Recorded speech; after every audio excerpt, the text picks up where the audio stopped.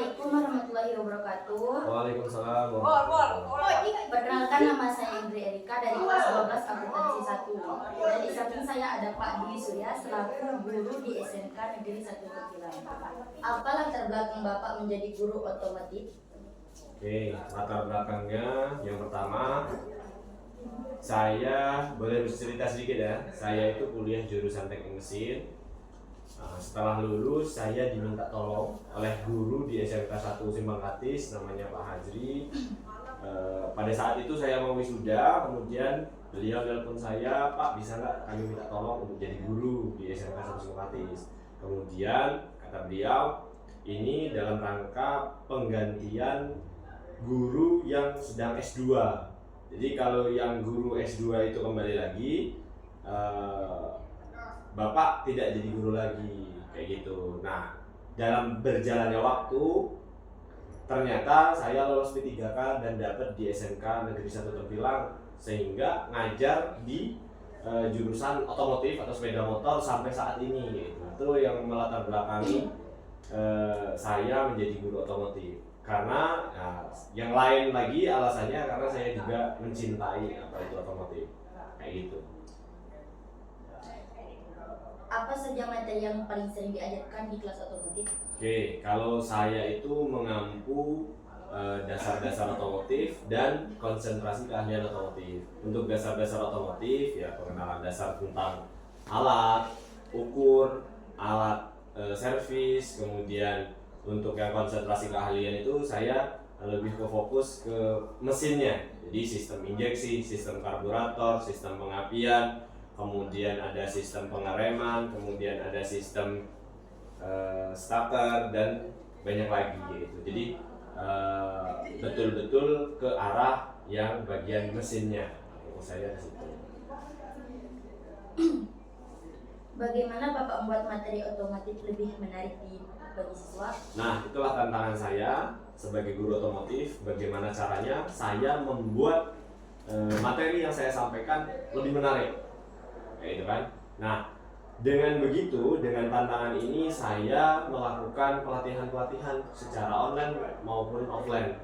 Nah, secara offline-nya sudah di tahun 2024 saya ke Medan, Sumatera Utara untuk melakukan pembelajaran yang lebih mendalam sehingga kompetensi saya menyampaikan materi itu bisa diterima dengan mudah oleh siswa. Kemudian di tahun ini, di tahun 2025 kemarin saya ke Surabaya, itu juga dalam rangka belajar bagaimana supaya bisa menyampaikan materi-materi itu dengan secara sederhana supaya siswa lebih mengerti.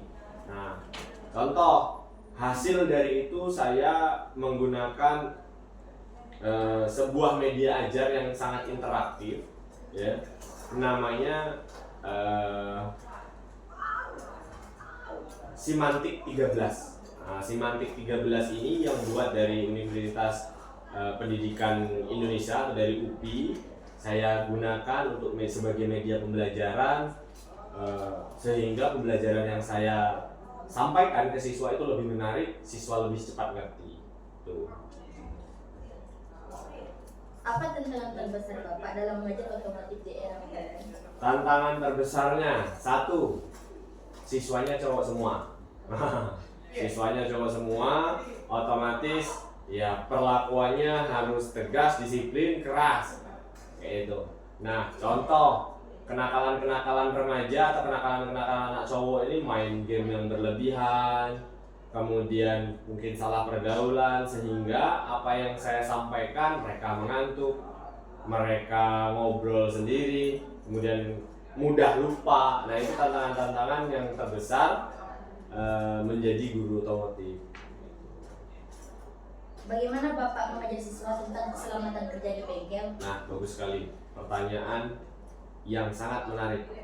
Jadi untuk keselamatan kerja itu sendiri, kita itu kerja untuk cari makan, bukan untuk cari penyakit. Sehingga saya selalu menyampaikan bahwasanya safety first, ya, keselamatan yang paling utama, kayak itu. Karena untuk apa kita kerja, ketika pulang-pulang harus ke rumah sakit, betul tidak? Nah, jadi saya selalu menyampaikan safety first itu. harus menjaga lantai tetap bersih, tidak licin, tidak ada debu. Kemudian kalau menggerindang menggunakan kacamata, kalau mengelas menggunakan sarung tangan dan kacamata las dan lain sebagainya. Apa tips untuk siswa yang ingin menjadi teknisi otomotif? Tipsnya yang pertama untuk siswa yang ingin menjadi teknisi otomotif yaitu 1. Konsisten, 2. Open minded, menerima masukan dari berbagai macam orang atau dari berbagai macam media atau sumber. Sering-sering lihat YouTube karena semuanya ada di YouTube, tinggal kita mau belajar atau tidak. Jadi yang paling utama adalah konsisten, mau belajar. Bagaimana perkembangan teknologi otomotif mempengaruhi cara belajar? Oh, sangat berkembang. Contoh kalau dibilang pengaruh tentang teknologi ini, saya kemarin itu ke Surabaya untuk belajar tentang sepeda listrik atau kendaraan listrik.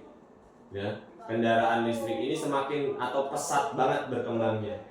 Jadi tidak lagi menggunakan bensin, itu harapannya kan.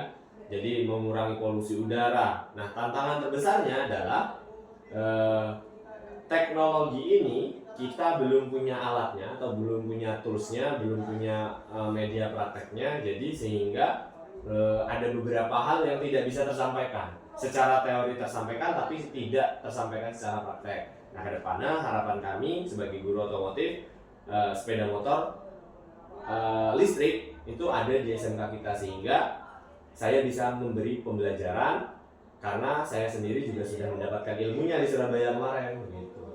Ya. Bagaimana Bapak menangani siswa yang kesulitan memahami materi otomotif? Nah, kalau terkait masalah kesulitan tergantung karena ada beberapa siswa yang memang ada yang tipenya auditory, itu dengan mendengar. Jadi kalau dengerin dia cepat paham. Tapi ada juga yang dengan visual, dengan melihat gambar baru paham. Ada juga yang kinestetik. Kinestetik itu praktek. Nah, itu ada siswa yang kinestetik tadi memiliki tipe kinestetik itu harus praktek dulu baru paham. Nah, saya sebagai guru otomotif mencoba melengkapi ketiganya.